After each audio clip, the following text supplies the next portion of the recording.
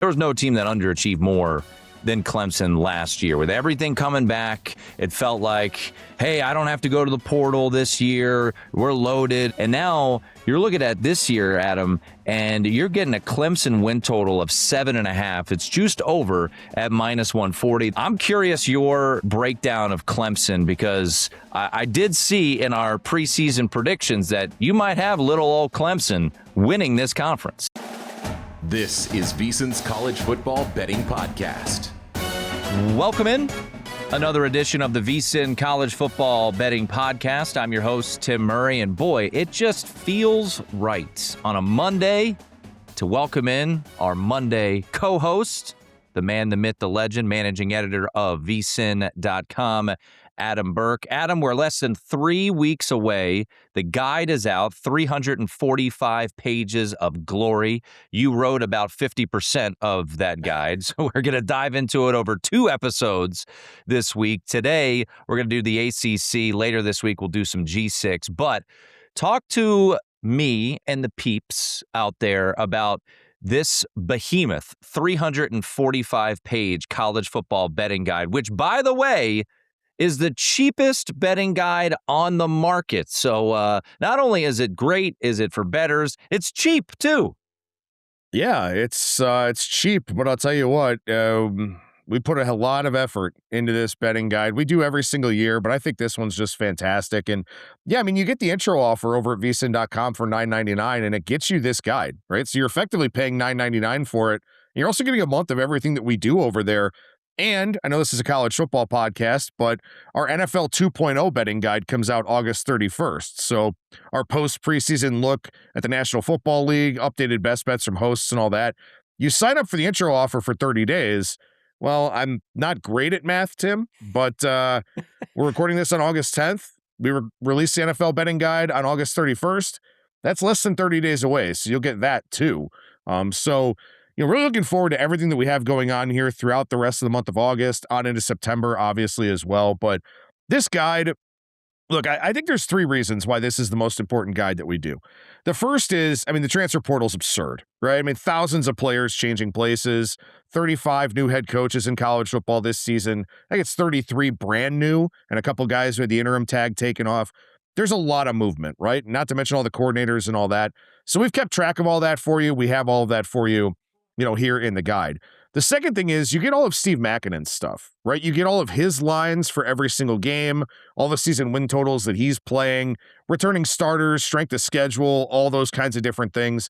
That is super, super valuable information to have from our analytics guru, Steve Makinen. And then third, we don't have to keep lines of communication open with SIDs or with head coaches or anything like that. We can give you honest assessments of these teams, of these position groups. We don't have to worry about pleasing anybody. We just want to give the information as we break it down to our audience, to our VSiN Pro subscribers. So you don't get that with a lot of other guides because they want to get quotes. They want to still be able to talk to people. They still want people to, kind of tell them things, stuff like that. Not a problem for us. So I think this is the most unbiased college football preview magazine that you're going to find. And I think that is super, super valuable and a big part of the package. Well, once again, it's the only one. Now, the Phil Steele, our buddy Brett Ciancia, obviously they know that a lot of their audience is gamblers, but this is the only one obviously catered directly to the gambling audience, which as is this podcast right here. And once again, continue to give us those 5-star reviews. Every episode is up on YouTube, youtube.com/college football betting podcast. We're going to be back, running it back 3 episodes a week once the season starts. We're going to have 3 episodes this week, 2 with Adam, 1 with Matt Humans. So we're ready, baby. Less than 3 weeks away from the start of the college football season. I will give a shout out to, we got a 5-star review that was actually critical of an episode, but I appreciate the 5-star review. If you're going to be critical, that's fine. I'm cool with that. But just hit those 5 stars. That's all that matters. So much appreciated there. A particular gentleman did not love the full-on Heisman episode, but still gave us those 5 stars. So be critical all you want. Just give us those 5 stars. Also, lastly, before we dive into the ACC here, you can always email VSiN, cfbpod@vsin.com. All right, enough of that. Let's get into why you guys are here. Let's break down the ACC, one of the many conferences Adam broke down. This episode will be exclusively about the ACC. Miami makes a run to the national championship game a year ago, but did not win the conference. Since 2004, when Miami joined the ACC, there is no ACC trophy down in Coral Gables. Hard to believe, but this program has never won the conference. They are odds-on favorites to do so. Looking at this team, they're going to be favored in 11 of their 12 games, Adam. The only game they won't be favored in is a road trip to Notre Dame, which is not a conference game. So when you broke down Miami this year, and you looked at their win total of 10.5, which, once again, favored in 11 games, but you have the caveat of Mario Cristobal tending to find spots where he gets tripped up. What is your outlook of Miami, and do you anticipate this team being the ACC champion in early December? Well, they should be, right? I mean, that's what the odds are telling us. They're an odds-on favorite to win this conference. Like you said, favored in 11 of 12 games, including all their conference games. I have them at least a 7.5-point favorite in every conference game, and that's the game against Clemson. Everything else, 16.5 or higher for this Miami team in conference. So this is a season where Mario Cristobal should not slip up, but he does. It's just kind of what he does. And, they even did it last year too, and still found a way to backdoor into the college football playoff. And, if Virginia beats Duke in the ACC title game as a favorite, Miami probably doesn't get in. So, things kind of fell in Cristobal's way last season, despite doing what he normally does. And look, I mean, this is a great team, right? There's no doubt about that. The losses on the defensive side, I think, are pretty significant. Losing guys like Mesidor, losing Ruben Bain, losing some of their significant pass rushers. But these are two really good coordinators in Shannon Dawson, Corey Heatherman. Certainly, Darian Mensah was probably the most sought-after quarterback transfer, or at least, one of them, after a really good season at Duke and, good tenure at Tulane, too. They should win it. They absolutely should win it. But I'm not laying a price on Miami to win it with the history that Mario Cristobal has. Yeah, it's hard to lay a price. I agree with that. It would be, it wouldn't be the biggest upset in the world if they don't win this conference this year. But this conference, in my opinion, and we'll dive into it, is a bit down. But Miami is up. They are one of the top 7 teams in the country. We've talked about it a lot over the offseason. Is I believe there's 7 teams that can win the title. They're one of them. And you bring in Mensah, who, if you want to call it an upgrade, we had Brad Powers on the VSiN weekend show, my Saturday show, and he said, not really, he said it's about status quo for him. From Beck to Mensah, you got to keep in the just the veteran nature of how Carson Beck played. But I do love the addition of Cooper Barkate. Obviously, you lose those edge rushers that were absolute monsters, but the schedule is really manageable. They're minus 250 to make the ACC championship. I'll just say this. If they're not playing for the ACC championship with no Louisville, no SMU on the schedule, something has gone wildly wrong down in Coral Gables.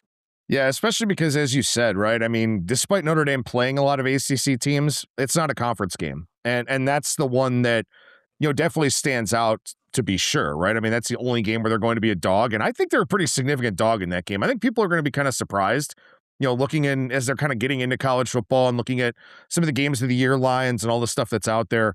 I mean, I have them an 8.5-point dog in South Bend. And Steve Mackinnon has them a 9.2-point dog in that game against the Fighting Irish. So it does really speak to, I think when you look at that game in a vacuum, I think it kind of speaks to how bad the ACC is in general, that Miami is such an odds-on favorite, and their one signature game, maybe by the time we get there, who knows how these two teams look, they could be a double-digit dog in that game, by the time we get to week 10.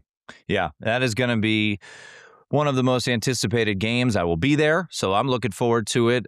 Gets you jacked up thinking back to Catholics versus convicts. Brent Musburger on the call back in 1988, so we will see. But this is a ACC preview, so we go from Miami to the second shot in the conference, which is SMU. So the odds board right now, Miami, I'm looking at DraftKings, $1.36 favorite, SMU 7-1, Louisville 8-1. We'll get to Louisville here in a moment. I think you and I are both curious about Louisville, but also have some questions, certainly.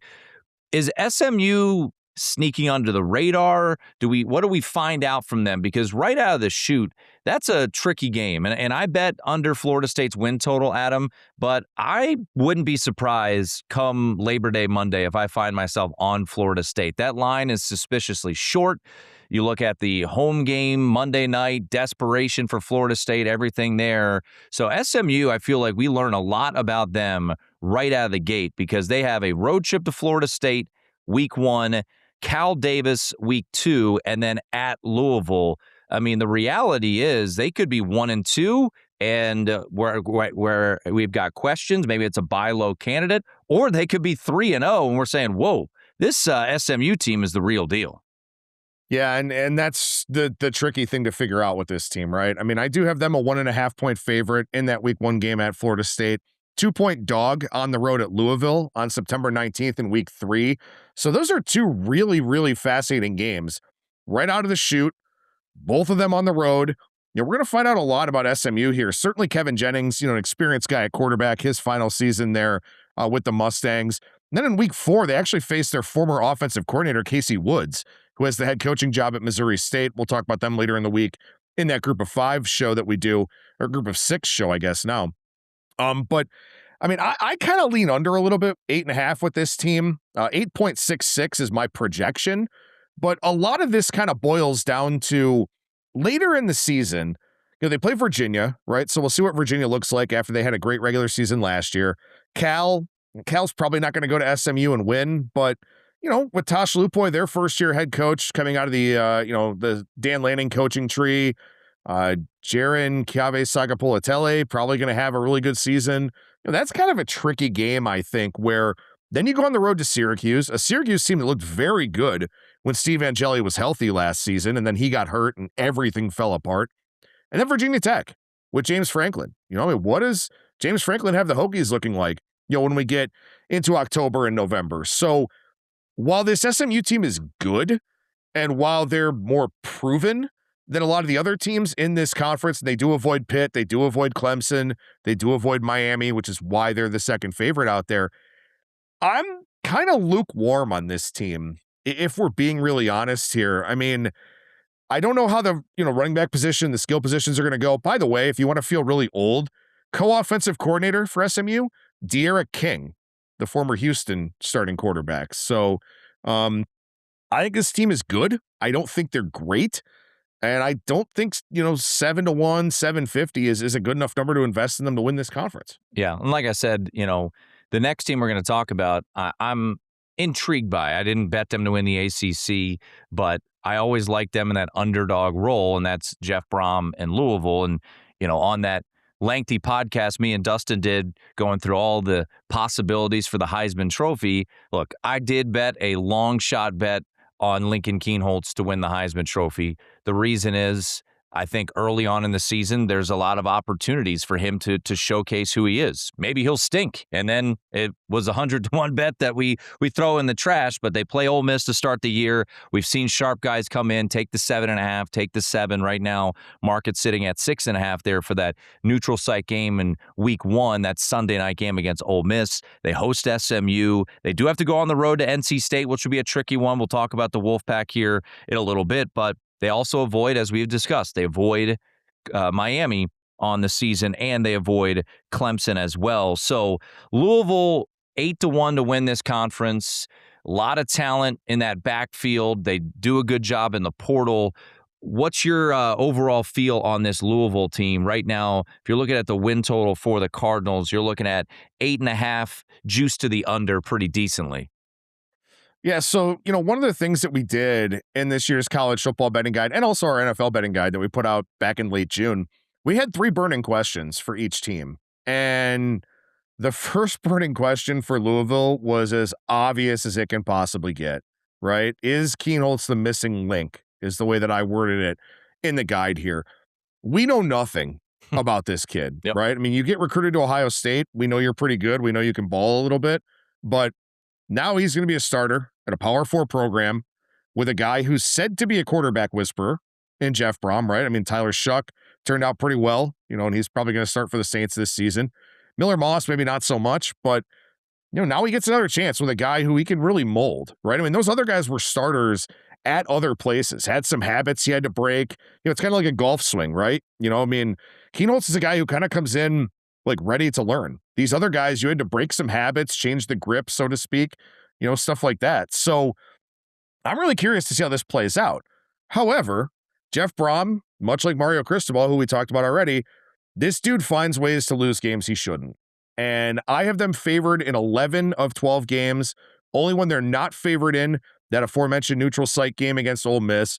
But to the bet that you made on Kienholz to win the Heisman at 100-1, let's say they beat Ole Miss, right? Then let's say they beat SMU.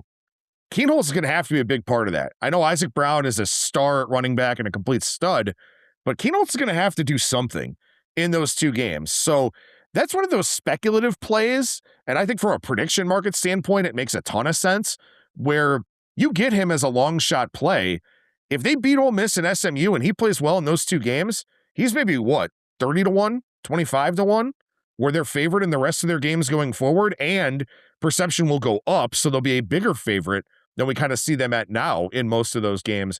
I think it's a good dart throw by you, and again, you think about it from like a prediction market standpoint, something like that, that's a play that could gain a lot of equity as we go forward.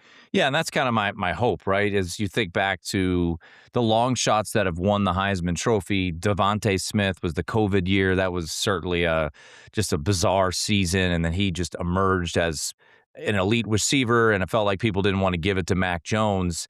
You think back to 2016, Louisville quarterback Lamar Jackson. No one knew anything about Lamar Jackson, and then he had that early season game against Florida State where he went nuts and they put up 60-some-odd points against the Noles, and that kind of, I don't know if that solidified him for the Heisman. And look, I'm not here trying to compare Lincoln Keenholz to Lamar Jackson, who's a two-time MVP in the NFL, but I think, as you know, as an Ohio State fan, the upside and the intrigue is there. He's a dual threat guy. Everyone you talk to from Ohio State says he was legitimately in that battle with Julian Sayin. I don't know if I believe that. Sometimes you have these, kind of faux type of competitions just to give a little more pressure on the guy that probably will win the job. But super athletic dude. Jeff Brom's never really had a guy like this. So I'm intrigued. And I think that week one game against Ole Miss, if we come away on that Sunday night when I'm sitting at Lambeau Field watching Notre Dame, Wisconsin, but keeping an eye on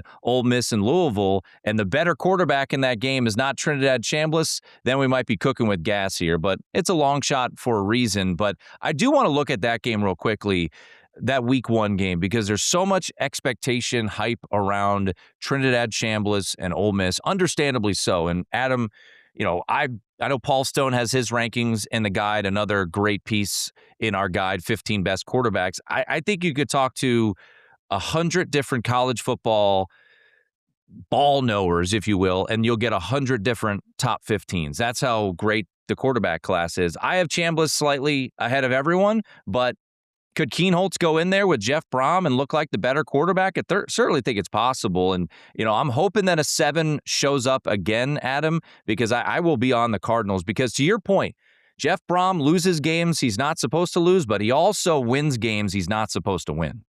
Yeah, and that's what makes a team like Louisville so frustrating year in and year out, because it feels like a lot of times the schedule falls in their favor for one reason or another. I don't know why, but it seems like they kind of avoid the top team or the top 2 teams in the conference, something like that. And we all get hyped about Louisville, and then Jeff Brom loses to Wake Forest or, something like that. Pitt and you're just 2 years ago, right? Wasn't it Pitt 2 years ago? Yeah. Yeah. And it's just like, I mean, what am I supposed to do with this guy? Like, how am I supposed to believe in him? But to your point, and I think it's a really interesting conversation to have, maybe kind of a sidebar, and maybe something we could bring up during the course of the season here.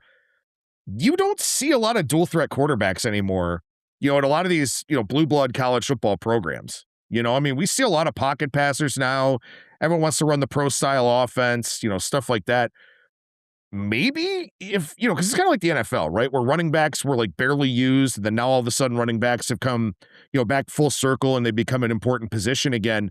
Like, are we going to get to that point in college football where you start to see the dual threat guy come around again? Like, I mean, Trinidad Chambliss is, a pretty good example of it. But if Kienholz can be that guy for Louisville and not just be a Tyler Shuck or a Miller Moss and just have to stand in the pocket and hope to complete throws.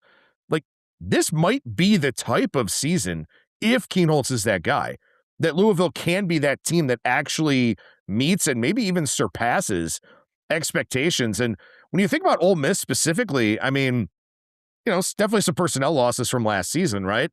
Oh, yeah. Pete Golding, did they just ride the wave of everyone being upset about Lane Kiffin leaving? And that's kind of what they rode into their college football, the playoff and the time that they were there. Or is Golding maybe a legit dude? And John David Baker comes in as the OC. He's been an OC virtually everywhere, I feel like. I'd be a little bit worried about Ole Miss. This Pete Golding is probably not Lane Kiffin, at least not from an offensive creativity standpoint. I could see, and I kind of understand why the sharper minds are going with the Louisville plus the points side in that one.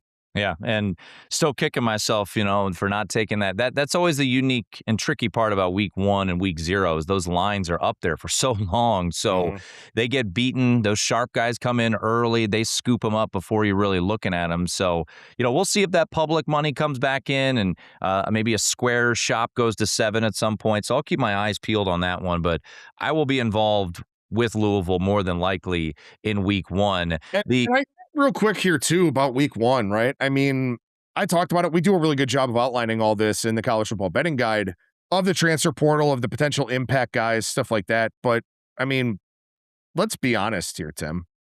For the most part, we're all just guessing in weeks 1 and weeks 2 of, in week 1 and week 2 about how this is all going to come together. I mean, you can have guys who were very talented, put up numbers at their respective schools, but they come together in this new scheme, in this new system, and there's only one ball to go around. Guys get upset because they were the number 1 guy at their previous team, and now they're not. And there's all these different dynamics in play that they're really, really hard to pinpoint. So, weeks 1 and 2, I mean, I think it's really, really challenging, every year, but especially now with the transfer portal. It used to be, hey, guys left, are the sophomores that move up on the 2 deep going to be as good as the guys who were their predecessors? Now it's, do all these random dudes from all over the country come together and actually play well at the start of the season where it's a 12-game schedule? There's not much margin for error. There's not a whole lot of time to work these kinks out. So it wouldn't shock me at all to see a team like Louisville come out and beat Ole Miss and then still underperform expectations relative to the season. But it's so tough with the portal now and all these new faces and new coordinators and all that in week 1 and week 2, I tend to tread pretty lightly. I typically need a pretty big overlay, on my power ratings numbers to go out there and make a play based on that. Well, to your point, case in point, a team we'll talk about later in Florida State, they won as a double-digit underdog week 1, 31-17 over Bama. Bama ends up going to the playoff, and Florida State goes 5-7. So, it's like, you forget, but there was a point last year that Florida State was in the top 10 before everything completely cratered for Mike Norvell's squad. We'll get to the Noles here in a moment, but I think you could go into this year in the ACC and the most polarizing team I could argue is Clemson, because last year, so many of us, hand up right here, I think I rated Cade Klubnik the best quarterback in college football a year ago. So that worked out quite well. But there was no team, maybe Penn State, if you want to make the argument, but then they won the bowl game against Clemson. There was no team that underachieved more than Clemson last year. With everything coming back, it felt like, hey, I don't have to go to the portal this year. We're loaded. I think he went out and got that edge rusher from Purdue. 9 players get drafted by the NFL draft, 7 wins. And now you're looking at this year, Adam, and you're getting a Clemson win total of 7.5. It's juiced over at -140. They open up the season almost as a double-digit underdog at LSU. They play Miami at home. They don't play SMU. They don't play Louisville, so they got that going for them. I'm curious your breakdown of Clemson, because I did see in our preseason predictions that you might have little old Clemson winning this conference.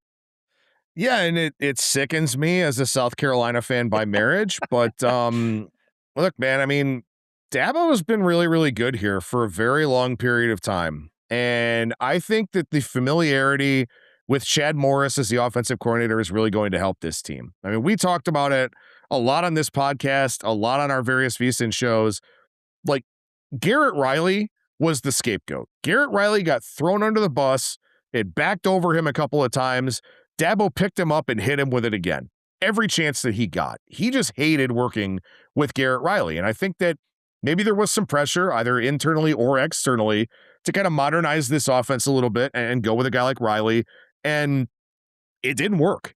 And Cade Klubnik regressed quite a bit, actually, over his 4 years there at Clemson. So I kind of like the idea that they're sort of starting fresh here at quarterback with Chris Vezina, who, again, you talk about Heisman long shots. Like, if they beat LSU in week 1, I don't think they're going to, but if they do, he's going to have to be good. And so that's another price that could kind of come down a little bit here early on in the season. But the other thing that I don't think people really talk about enough is that they didn't really bounce back from losing Phil Maffa and Will Shipley. They didn't run the football well last season at all. Just 3.9 yards per carry. That's not what you would expect from a Clemson team. And I think it's part of the reason with bringing Chad Morris back too. I think Dabo wants to get this running game back to where it was, take some pressure off of Vezina, who, doesn't really have a ton of experience as the starter. And this is still a good defense. Tom Allen is a great defensive coordinator. I think that was one thing too that got obscured last season because Clemson underperformed so much. I mean, they were 9-4 to the under, and a lot of it had to do with how good their defense was. Their defense is good year in and year out. I have them favored in 10 of their 12 games, LSU and Miami, of course, being the two that they're not favored in, but Miami does go to Death Valley, and that feels like a Mario Cristobal special to me. So I like Clemson at 14-1 here to win this conference. It's not like the talent pipeline has dried up. I mean, Dabo had a one down year. If he has another one, okay, maybe I'll reevaluate. But for now, I'm going to put some trust in him that he's going to have this program going in the right direction. Friday night at Cal, that just screams weird stuff's going to happen out there with JKS. What was it? About 10 years ago, maybe 8 years ago, Syracuse beat Clemson on a Friday night when they were the number one team in the country. Week before Miami, that does feel like a little bit of a look ahead. Weird stuff could happen out there at Cal. But yeah, I don't know. I'll be honest, I don't know what to do with Clemson this year. Win total 7.5 seems very low. Obviously, the talent that they lost. I'll say this about Clemson. You mentioned Chris Vezina, the unknown at quarterback. He's got two studs to throw the ball to, that's for sure. Wesco and Moore are legit. Malachi Toney and Barkay, to me, best duo wide receiver-wise in the conference, but I think Wesco and Moore are easily number 2. Yeah, I think so too. And look, I mean, this is also a team last year that, Wesco got hurt midway through the season. Antonio Williams was never really healthy.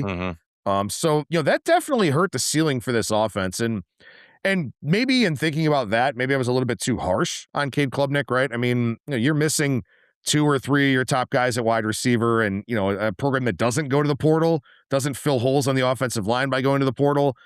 That can make things pretty difficult. And again, they had no running game to really fall back on. So I think a refresh, on the offensive side with a new QB, going back to Morris as the OC, like, I think this all just kind of makes sense to come together. And also, I mean, look, I think that, the Miami game is tough at home. You mentioned it, with the Cal game, that could be shenanigans, definitely.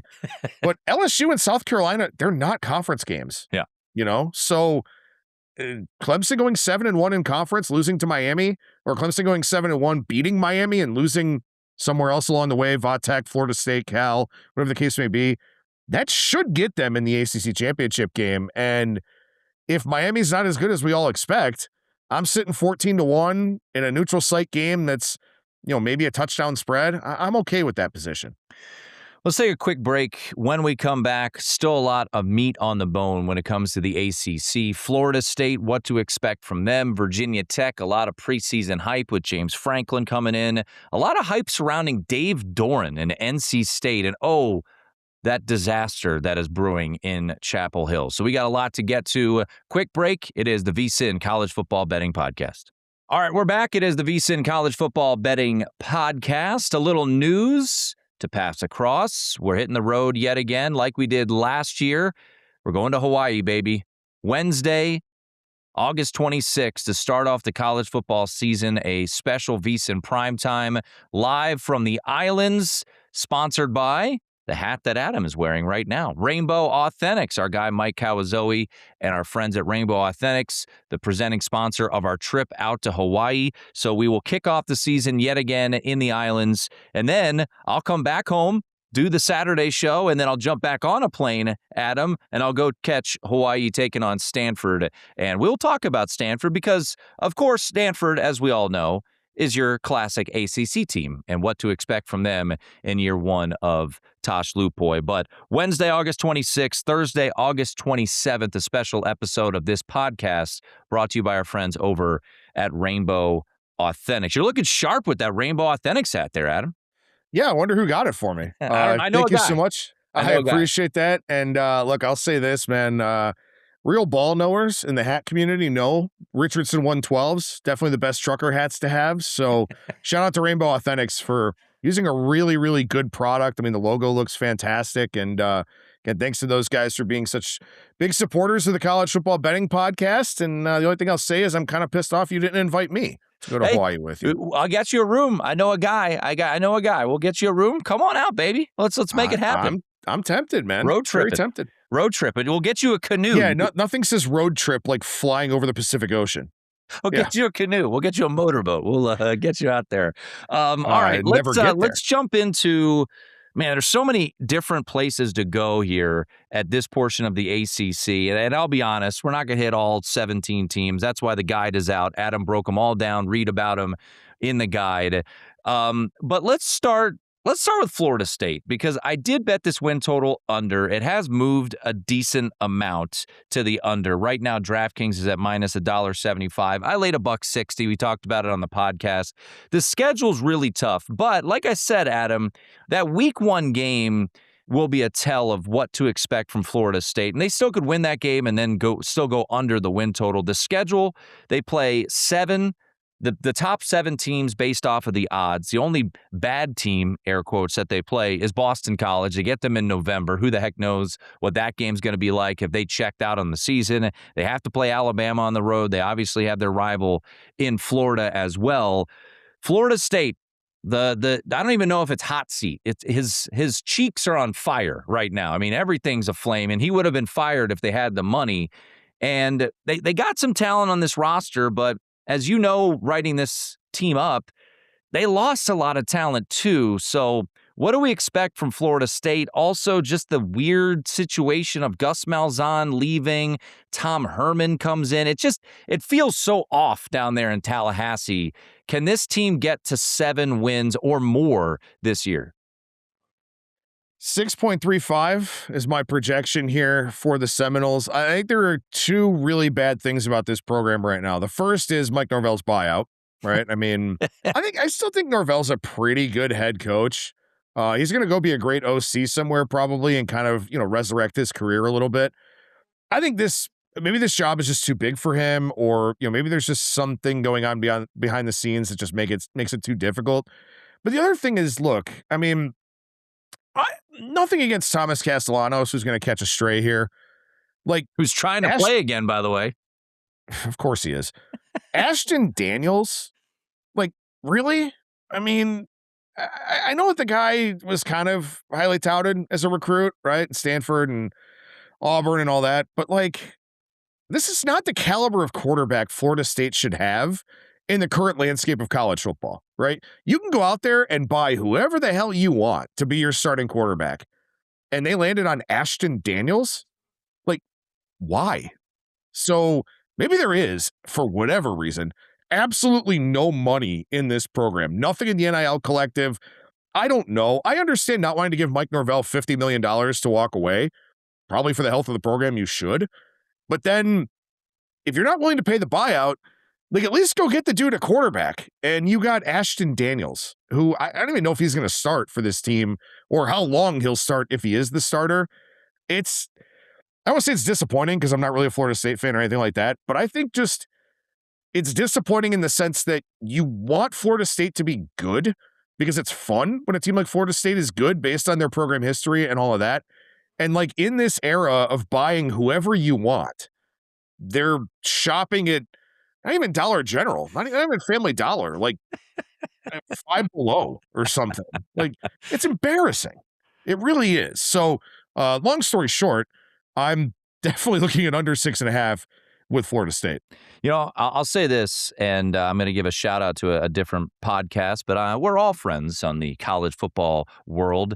Bud Elliott of the Cover 3 podcast, he knows this program as well as anybody out there, and I thought he made a couple of good points and also addressed the Ashton Daniels situation, which was apparently they weren't willing to pay the price that is out there for good quarterbacks, and that's why they landed on Ashton Daniels. Not a good sign for the health of your program, as you alluded to, but he mentioned the win total, and he said he wasn't necessarily giving it out as a best bet, but he said he'd rather go the alt under because of the possibility of this thing just completely unraveling. So in his opinion, instead of laying the juice, he'd rather go alt under, which I understand. For me, if I've got 6.5, I always think about that.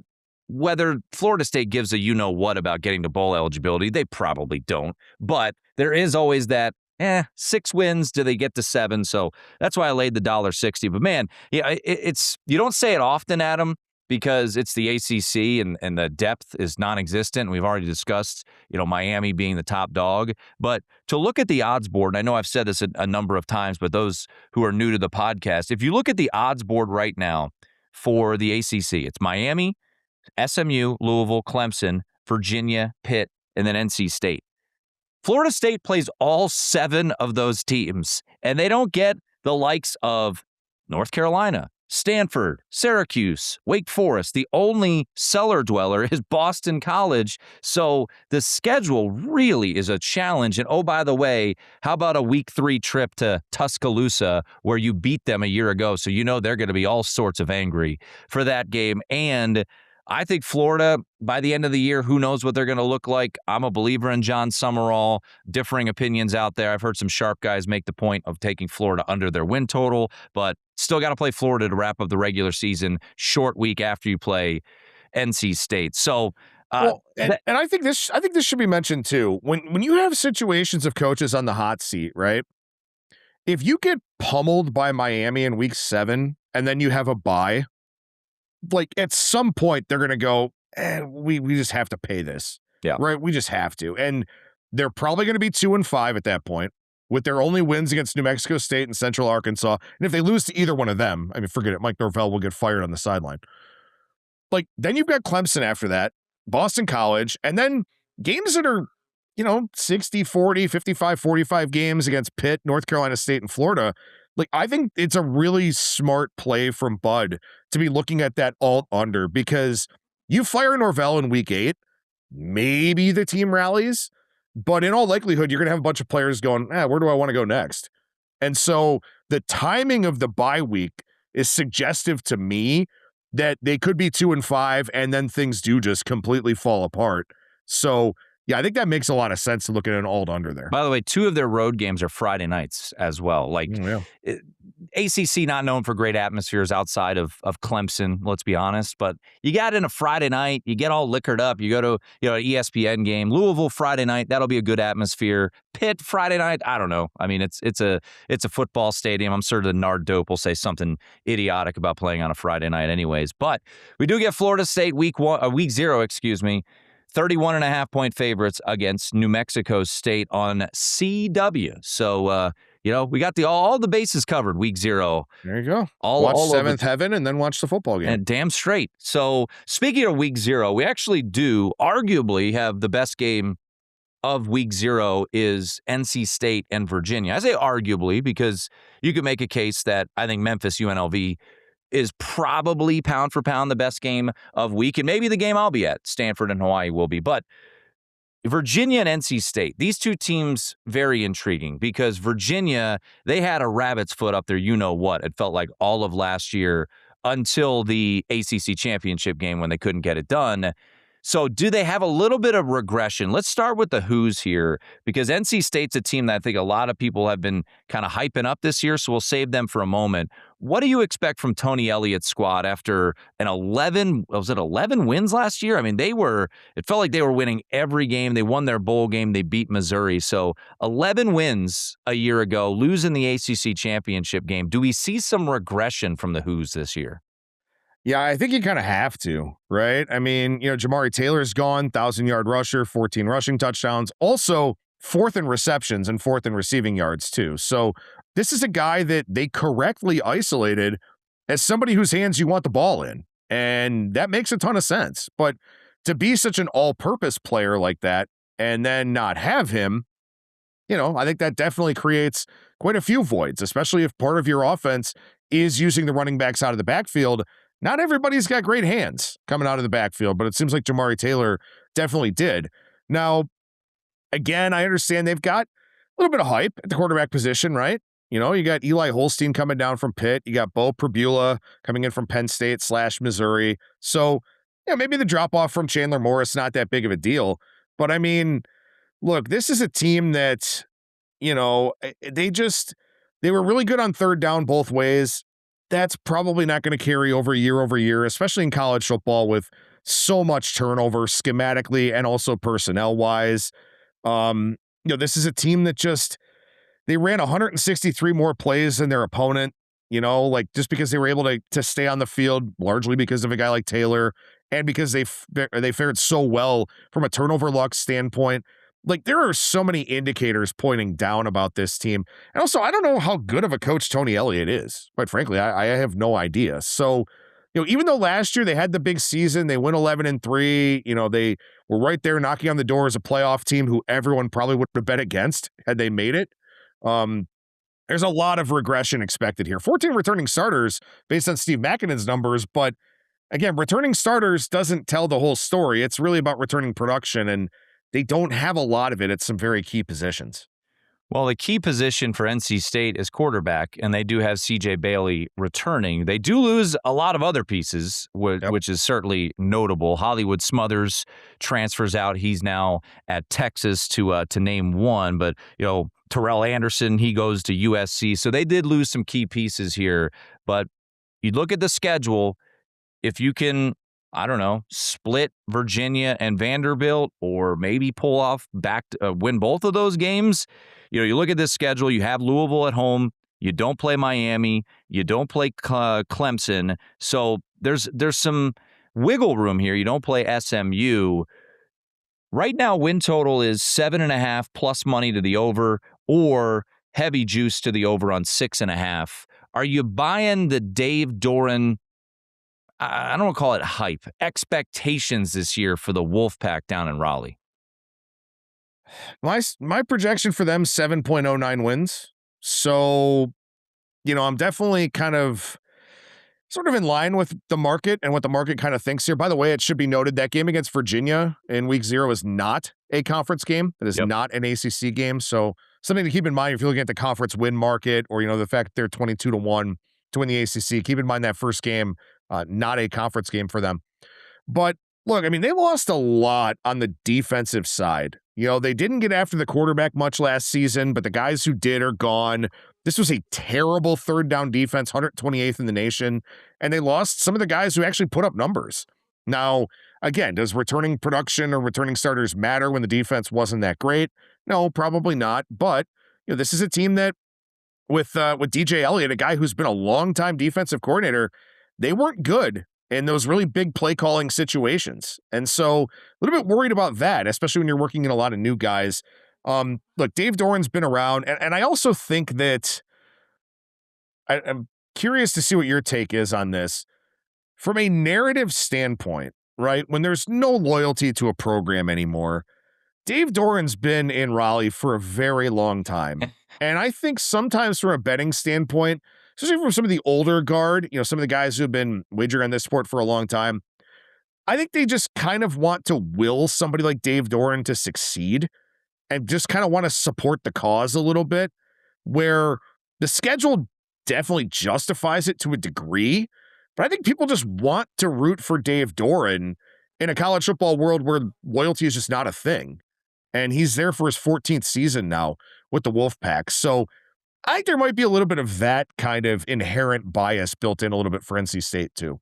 Quick clarification. So this is super bizarre. So last year's Virginia-NC State game, non-conference.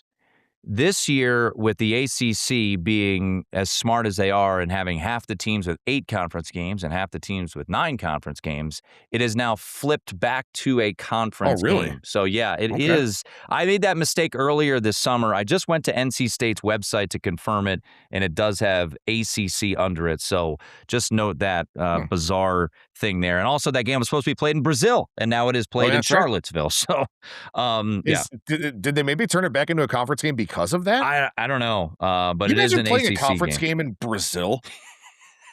I mean, the Brazilian folks are furious that they're not getting NC State, Virginia to open up the season. But yeah, back to your question about NC State and, people kind of trying to will it home for Dave Doeren.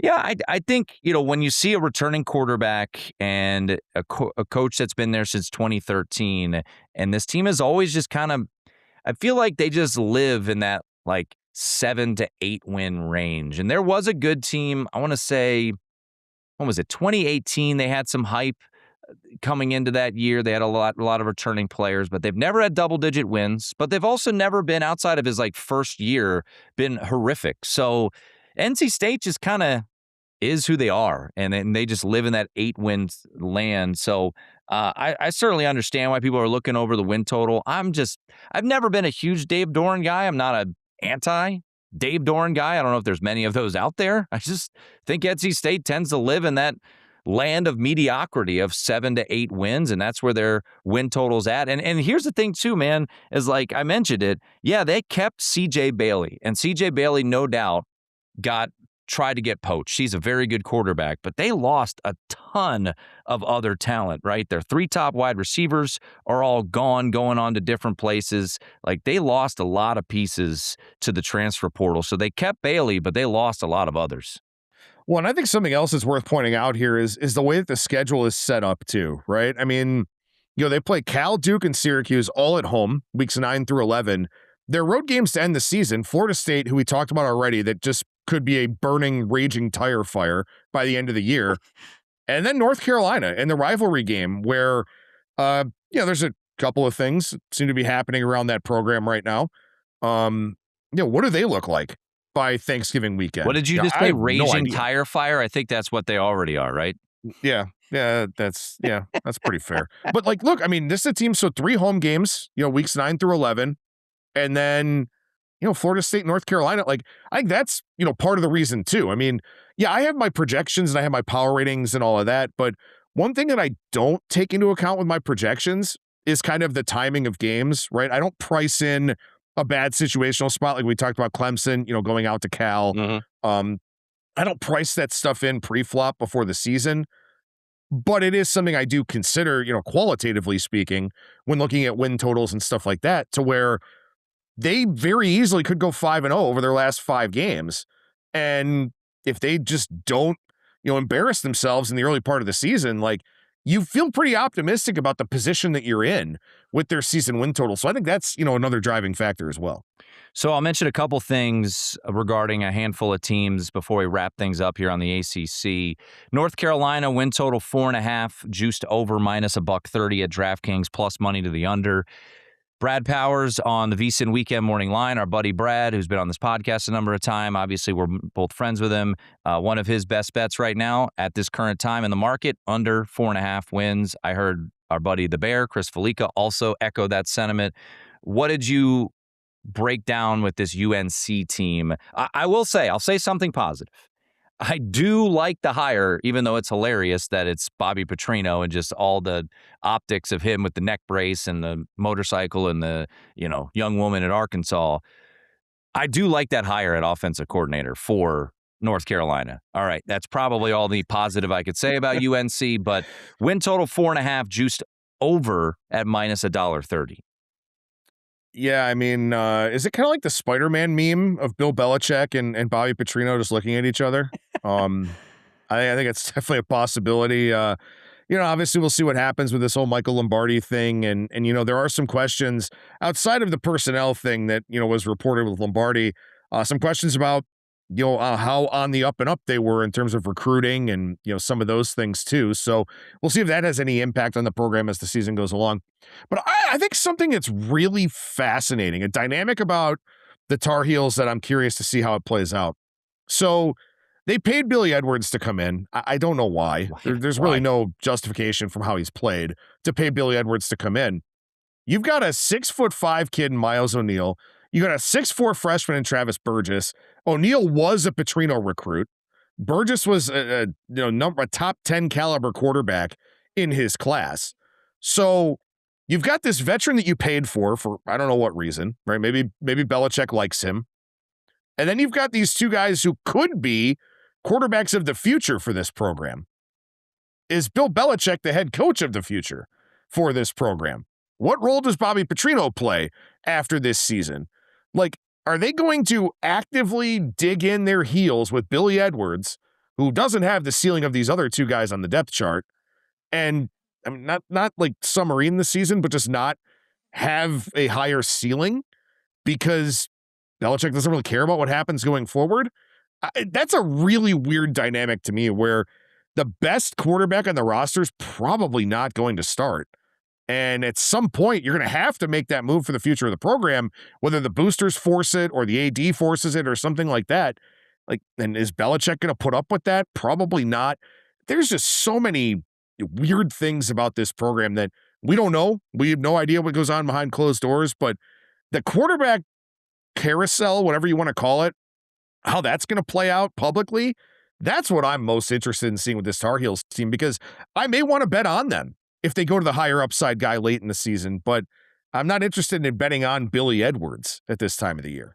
Tell you one thing, already being reported at a number of sports books. I saw John Ewing over at BetMGM pointed out everybody and their mother is going to be laying the chalk with TCU in week 1, which is a vast change from last year when people were convincing themselves that the 33rd NFL team was going to start off with a win over TCU. They did not. Couple quick hitters before we wrap up the ACC. Georgia Tech, if you watch the Hall of Fame game, #greatest preseason game of all time, Haynes King, you're like, oh yeah, I remember that guy. I remember betting on that guy. Yeah, he's gone. And then his backup, who had some upside, Aaron Philo, leaves with Buster Faulkner to go to Florida. Faulkner is now the offensive coordinator there. So they go and get a Mendoza. It's Alberto. It's not Fernando, but will he have the same magic as his brother? Who knows?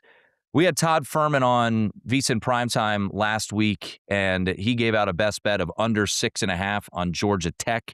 How about 3 Power 4 non-conference games? I get one of them's Colorado, but still, Colorado, NC State, and who else? Oh, that's right, Georgia to wrap up the regular season. What do you expect from the Ramblin' Wreck? Will they be rambling much this year?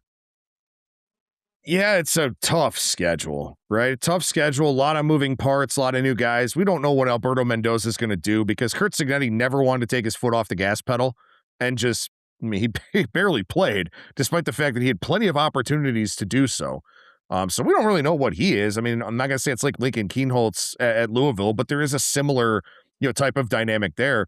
But Justice Haynes comes in as the running back from Michigan, and I think that's, a nice little upgrade for them. I like what Brent Key did in terms of, bringing in a coordinator like Jason Seymour, who was working with Charles Huff. And obviously we know Charles Huff has done great things at the G6 level, G5 level. New offensive coordinator George Godsey. I don't know how that's going to really go, but I actually kind of feel a little bit more optimistic about this team. My projection is just 6.02 wins. If I had to play it, I would play over 6.5 because I think they're just kind of an overachieving type of program, but the schedule is a bear. And again, I mean, we don't know what Mendoza is going to do. You worry about depth as well. If some guys get hurt who came in via the portal. So I understand the pessimism about this team. But they probably go 6-6 and make some mid bowl game, and we'll see if they, go over 500 or not. Always going to have a good offensive line under Brent Key. That's for sure. They'll have one of the better offensive lines in the conference. All right. as we wrap things up here on the podcast, let's do some quick hitters. If you want full breakdowns on the ACC, all 17 teams, in-depth breakdowns from Adam in our VSiN College Football Betting Guide. A team that we haven't talked about that you might be a little bit higher on, and a team that we haven't talked about that you might be a little bit lower on here, Adam. So I hope he stays healthy. I don't know if Steve Angeli is what we actually saw at the start of last season or not. I mean, 10-1 touchdown interception ratio, 73% completion rate. He was fantastic, and then everything just fell apart. But I like this Syracuse team. 4.68 is my projection for them. Over 4.5 is what I like from a win total standpoint. You know, Fran Brown got a lot of talent up there in upstate New York. You know, he was a guy who was brought in because of his recruiting prowess. I mean, he didn't have experience really as a head coach, but he's a killer in terms of a recruiter. So the talent level of this program has definitely gone up. And last year, I mean, injuries just completely decimated this team. I kind of like them. You know, I think that the defense can improve, certainly, as long as they got better health on the offensive side. I think Vince Kira's the head coach at defense, or the hire at defensive coordinator, who was the head coach at Mount Union, Division III absolute powerhouse in the state of Ohio. The Raiders. Then served as Jason Kienholz, DC, with the Rockets. Great hire. Tremendous hire as the DC.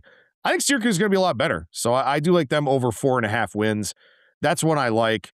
And then a team we haven't talked about that I'm down on, I don't see Stanford doing much of anything. I mean, maybe Tabitha Pritchard's going to be a good head coach. I don't know. It's a very, very tough job there at Stanford. I mean, you got the brutal travel. You've got the ridiculously high athletic or academic requirements for this program.